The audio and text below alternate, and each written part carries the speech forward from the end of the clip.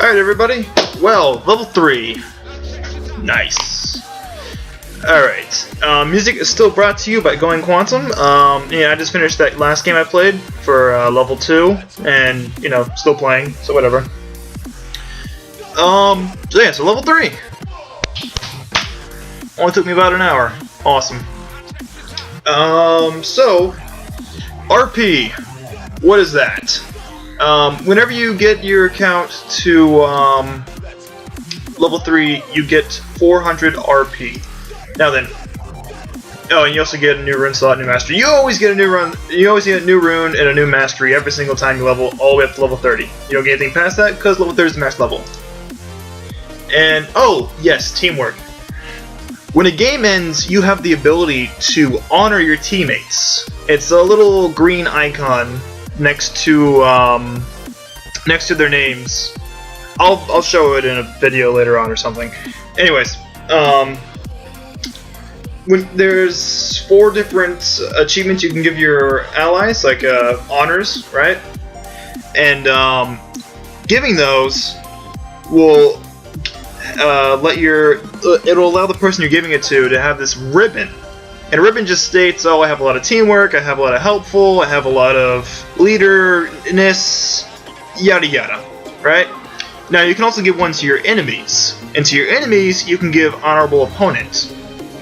And this says that even though this person kicked my ass, or even though this person did really good in the lane that I was in, he didn't like curse me out, he didn't blow up or nothing, you know. It's saying that he was an all-around good guy and you enjoyed playing with him. That's what honorable opponent basically means. I'll show that, and probably after the next game or something. And yeah. Now then, you can spend your RP on I'm gonna load in here. Champions. You can spend your RP. I'll use Evelyn as an example. Okay. Now, obviously, you need to buy the champion to get these skins, but this is what you use RP for. You use them for skins.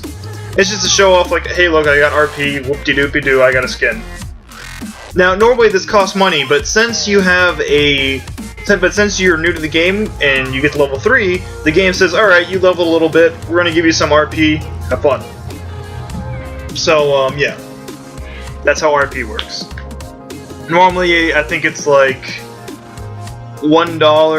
No, I think it's like $20 gets you like 2,700 IP or something like RP, something like that. So, yeah. Okay. Let's see. Be right back, guys. Okay, so we are in level 3 today, guys. Let's see, for our new point for masteries, I just say throw it over into meditation, more mana generation for 5 seconds, and save masteries. There we go. Close that.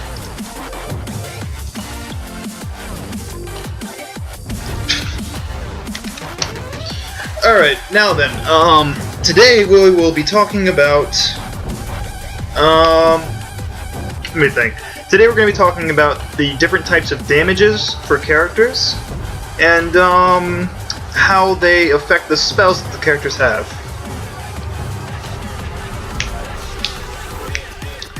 And, yeah, we'll do that. I'll see you guys in-game. Okay guys, so we're back. Alright, just letting you know, more music by Going Quantum. Now, the way that the different types of damage work is that there's ability power, which is normally for mages, and attack damage, which is normally for just basically non-mages, right? It's attack damage is like physical damage, like sword and axe and bow and arrow and that kind of nonsense, right? So these are indicated by orange and I guess that'd be green. Yeah. So orange would be attack damage for like swords, axes, bow and arrows, and the green would be symbolized for like mages and stuff, right? And that's the way to differentiate between the two. Now your spells get certain ratios. So let's say I had like 100 extra attack damage, right? They're all pinging for something. Okay, so let's say I had 100 extra attack damage, right? So I might get 60 of that damage towards my spell, right? So that would be a 60 percentile for the ratio. That's how it works. And for instance, for this specific spell, I have AD and AP ratios. So physical damage and mage damage.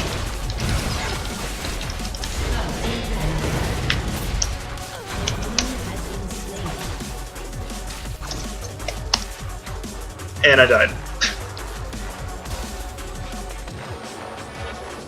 Whatever. Okay. So, there's also other things like armor and MR. MR is magic resist, so it's armor to protect you from mages. And obviously armor is for swords and bows and arrows and yada yada.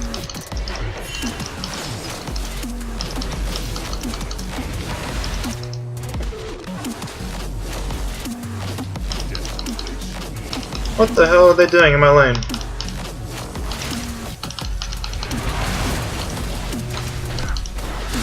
Whatever.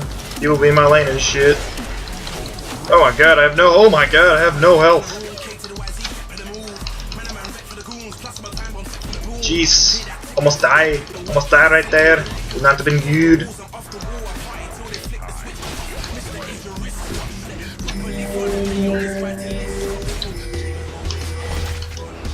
Right, so the basic idea is there's different damage types and they scale differently between different abilities. Now, the overview of it is just go by your recommendeds and they'll normally take you in the correct direction you want to go with your abilities. But for the most part, you always want to like read your abilities, right? Like you always want to read like this does this, and you know, you always want to see does it have an AP or an AD ratio, because sometimes for certain champions the recommendeds will not be clear. Like for instance, this character, he has AD and AP ratios, and in this case, for this one, the AD ratio comes before the AP one, right? So the physical damage comes before the mage damage, and some people might find that confusing. So to clear it up, usually the recommendeds will take you in the correct direction. Wow, this guy is super squishy. Jeez, he's like no HP. I gotta haunt him, guys. There we go. And yeah, so usually just follow the recommendeds and they'll put you in the right direction. I'll get more in depth into the actual ideas of mage and physical damage, but for the moment, I'll leave it at that. Now, the other thing to look out for is that there's class specifics, right? Like, let's say the champion Volibear. He has abilities that are based off health, right? So he is normally based as a tank, for the most part. So whenever you would see Volibear, he'll usually have a lot of health. He'll usually have like 4,000 health in game. And in game, by the way, I almost forgot to mention this. When I mention like in game and early game and mid game, early game is anything between minute 1 to minute 20. That's early game. Mid game is anywhere between minute 20 to minute 40. So anywhere in there. And late game is from 40 minutes on. I just want to clear that up now before you guys get super confused. Oh, I'm gonna die. Yep, dead.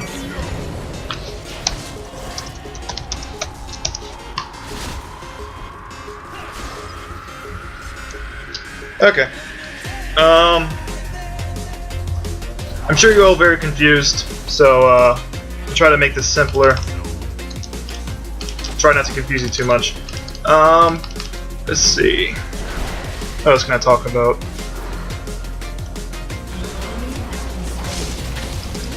Oh yeah, so for tanks, they'll also get lots of armor, right? You know, it makes sense. Tanks will get armor. So when they do this, there's ways of counteracting it, right? Like let's say you're an AD carry, right? You're an attack damage carry, and you're using physical damage, and you have like a bow and arrow. Like you're Varus, for instance. This guy right here, the guy with the red. Then you want to get items with armor penetration, right? So it would pierce the armor that the enemy champion has built to make it easier for you to get through all their armor. You know, it makes it easier for you to do damage, because if they have like 200 armor, you won't be doing any damage. Yeah, so items play a big part in this game. Basically, by the time you get to mid-game, everything's items. Like, your levels and everything won't make